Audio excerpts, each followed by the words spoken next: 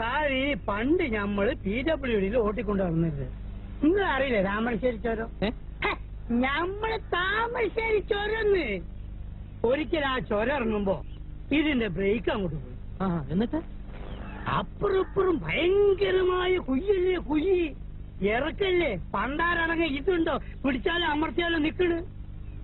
കട്ടിക്കും മണി വ്യത്യാസത്തിന് steering ഒന്ന് അങ്ങോട്ടോ ഒന്ന് ഇങ്ങോട്ടോ മാറിയാ മതി, നമ്മുടെ ഇഞ്ചിന് തവിട് കൂടി വിട്ടില്ല.